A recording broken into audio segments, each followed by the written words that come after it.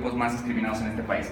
Resulta que en primer lugar siguen estando los indígenas, ¿no? Lo cual pues obviamente es indignante que cualquier grupo esté discriminado, pero los indígenas es así como increíble que a pesar de nuestra historia milenaria tan rica de los pueblos indígenas, sigamos discriminando particularmente pues a las personas originarias de esta nación y sobre todo pues en estados como Guerrero, ¿no? Donde la población indígena pues es tan importante.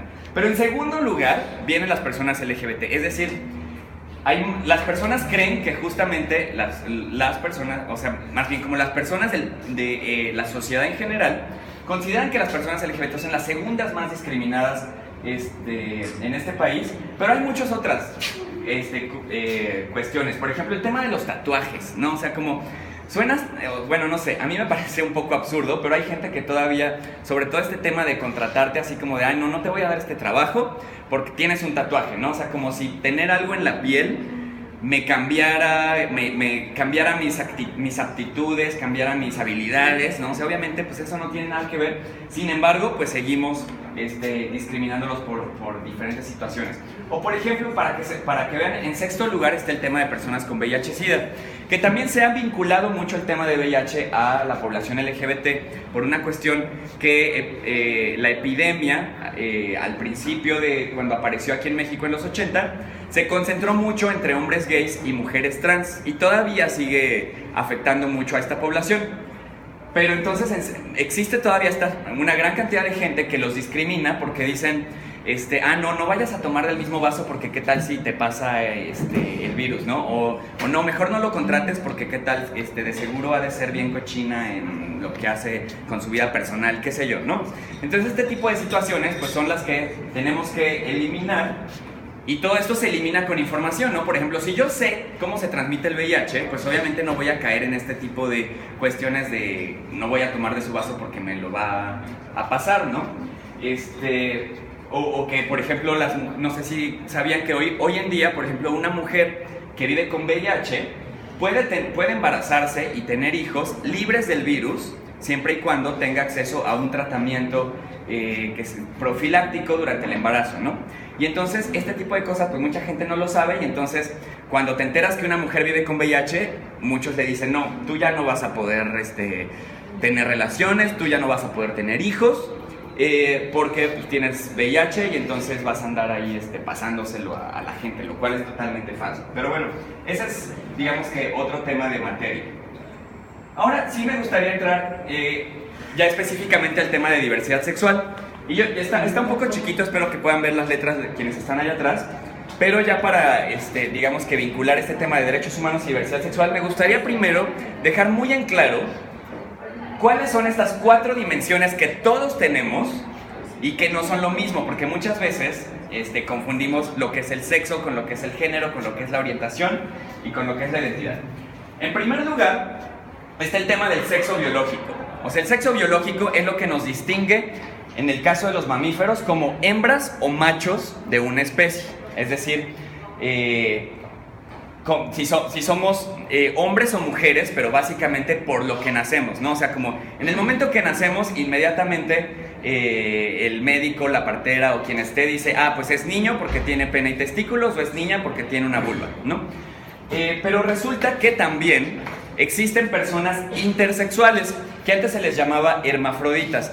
Y resulta que más o menos 1 de cada 1000 personas en este país tiene algún grado de intersexualidad. Y la intersexualidad no tiene que ver con que no tengas pene ni vulva, sino como algo raro. O sea, sí puede ser eso, o sea, que se le llama genitales ambiguos. Es decir, que un bebé nace con algo que no puedes distinguir si es como más un pene o es un clítoris o qué pasa ahí.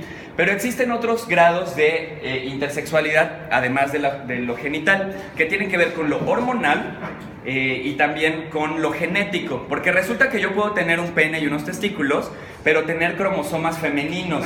Entonces, cuando yo llegue a la adolescencia, resulta que voy a desarrollar características sexuales secundarias de una mujer, aunque yo tenga pene y testículos, ¿no?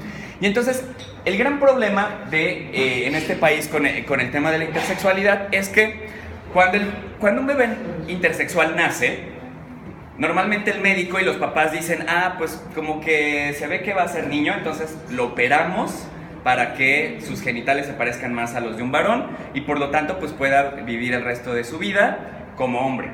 Pero resulta que este niño cumple los 13 años y le empiezan a salir, por ejemplo, senos, ¿no? O sea, porque no se hizo un análisis fenotípico de otras cuestiones, o, por ejemplo, por la prisa de los papás de, no, opérenlo de una vez para que no le vayan a hacer burlas cuando crezca y todo esto, pues le pueden provocar a muchas personas pues, problemas tanto psicológicos, ¿no? Así como de, pues es que yo soy una mujer, pero me operaron de chiquito y entonces estoy como todo raro. Y entonces ahí es donde la letra I de lo LGBTI entra en la intersexualidad, que es un aspecto, como les digo, meramente biológico, ¿no? O sea, no tiene que ver con cuestiones psicológicas, con cuestiones sociales, etc. Entonces, eso es el sexo, ¿no? La siguiente cuestión es la cuestión de la expresión de género, porque muchas veces pensamos que como nací con una vulva, automáticamente ya soy una persona más delicada, más amorosa, más inclinada a la familia, pero no. Resulta que el género es una construcción totalmente social que se hace con base en el sexo, ¿no? Entonces, por eso es que ser mujer en México no es lo mismo que ser mujer en Noruega y no es lo mismo que ser mujer en Arabia Saudita, ¿no? O sea, la sociedad es la que hace, digamos que le impone ciertos roles a cada uno de los géneros y por lo tanto esta cuestión es algo como más aprendido, ¿no? O sea, el género no tiene que ver nada con lo biológico, ¿no? O sea, se construye con base en el sexo, pero no es exactamente lo mismo. Y entonces pues tenemos, digamos que el género masculino, el género femenino, pero también existen expresiones, digamos que en medio. O sea, hay personas, por ejemplo, que dicen, pues yo no me quiero encasillar, yo no me quiero reconocer ni como hombre ni como mujer, sino más bien soy una persona, puedo ser una persona andrógina, puedo ser una persona feminada, puedo ser una mujer masculina, ¿no? Y esa es como expreso yo mi género, que no tiene que ver con la orientación sexual. Ahora, el siguiente, digamos que paso, es la orientación sexual, que es, ahora, los primeros eran sobre mí, ¿no? Personal, el sexo y el género soy yo. La orientación sexual tiene que ver con los otros. ¿Quién me gusta? ¿No? O sea, ¿con quién me quiero relacionar erótica o afectivamente? Entonces, por ejemplo, si yo soy hombre y me gustan las mujeres, soy una persona heterosexual. Si soy hombre y me gustan los hombres, soy una persona homosexual. O si me gustan hombres y mujeres, soy bisexual, ¿no? Y entre entre heterosexualidad y homosexualidad existen una gran cantidad de matices, o sea, es decir, de hecho hay teorías que dicen que nadie es completamente ni homosexual ni heterosexual, porque todos tenemos la capacidad en algún momento, pues, de reconocer, por ejemplo, aunque yo sea heterosexual, puedo reconocer que un chico que sale en la tele, digo, pues sí está guapo, ¿no? O sea, como, y eso no me hace gay, ¿no? O sea, pero, o incluso de repente, no sé, que en la prepa, mi mejor amigo, como que me siento atraído por él, y no necesariamente porque yo soy homosexual, sino por ciertas circunstancias que pueden ocurrir, ¿no? Y así como estas, es que no necesariamente nos encasillamos tanto en una orientación sexual como tal. Y ahora, la última cuestión es relacionada con la identidad de género. La identidad de género aplica particularmente a yo, quién siento que soy. Y aquí es donde entran las letras T de lo LGBTTI, ¿no? O sea, la cuestión del travestismo, del transgenerismo y de la transexualidad. Que es, por ejemplo, una persona travesti es una persona que por ejemplo, en el caso de los hombres, que ocasionalmente se visten de mujer. O viceversa, ¿no? Mujeres que ocasionalmente se visten de hombre. Las personas transgénero son aquellas personas que ya viven permanentemente como una persona del otro sexo sin tener ninguna intervención hormonal o quirúrgica, es decir, ninguna intervención biológica para cambiar de sexo. Y las personas transexuales ya son estas personas que sí recurren a cirugías, a hormonas, a moldeadores, a diferentes cuestiones para convertirse en una persona del otro sexo. Ahora, todos estos 4 temas son complejos porque existe una gran combinación de ellos, ¿no? O sea, muchas veces pensamos que, por ejemplo, cuando hablamos de los gays, pensamos que muchas veces lo confundimos con las trans, ¿no? Y decimos, ay, es que los gays quieren ser mujeres, ¿no? O sea, lo cual es como les explico aquí, es muy diferente la orientación sexual de la identidad de género. Entonces aquí, pues digo, me interesa que quede claro como estas diferencias. No sé si haya como alguna duda por el momento sobre la diferencia entre estas cuestiones. Sí. Yo, perdón, tuve que salirme a atender una llamada. Quiero comentarte que independientemente de que somos parte... No. Que independientemente de que somos integrantes del comité estatal, pertenezco a una AC que es el Centro Cultural de Derechos Humanos y Diversidad de Género. Y aquí, pues, pido disculpas, tuve que atender una llamada, pero me queda la duda de que dices, gay es un término, ¿no? Y, por ejemplo, no es lo mismo cuando un gay es transgénero, es diferente. Gay y transgénero es diferente. Es diferente. Por ejemplo, aquí en la comunidad le llaman las vestidas, ¿no? Las que no se han hecho cirugía, pero se visten como mujer.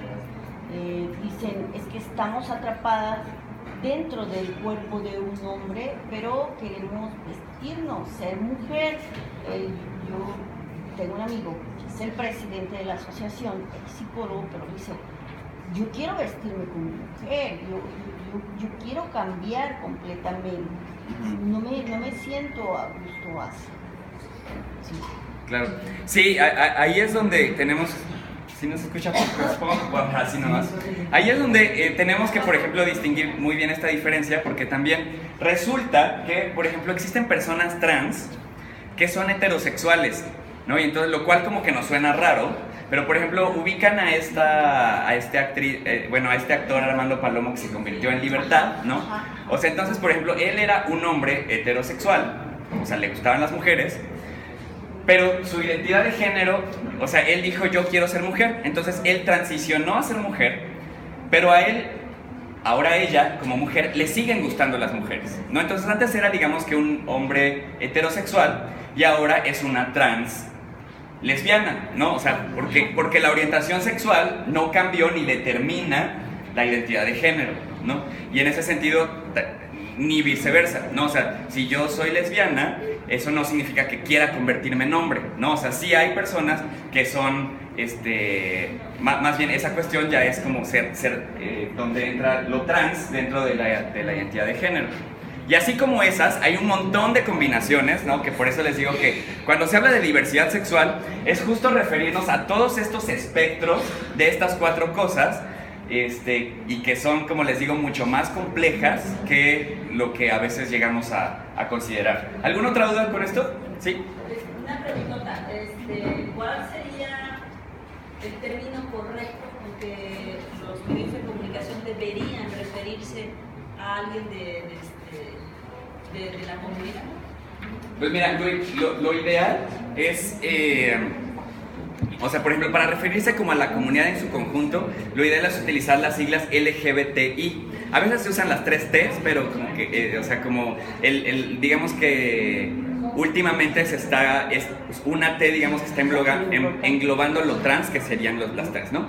Ahora, en cuanto a una persona, hay que reconocer específicamente de quién estamos hablando, ¿no? O sea, por ejemplo, gay y homosexual son cuestiones similares, ambos son términos adecuados, pero por ejemplo muchas veces resulta que en los medios, por ejemplo cuando llega a haber asesinatos de mujeres trans, dicen mataron a chico gay, ¿no? O sea, y no es un chico gay, es una mujer trans, ¿no? O una chica travesti.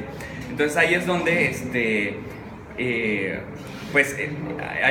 que utilizar este tipo de cosas. Y CONAPRED, el Consejo Nacional para Prevenir y Eliminar la Discriminación, tiene una guía, digamos que de estilo para lenguaje no discriminatorio en muchas poblaciones, incluyendo la población LGBTI.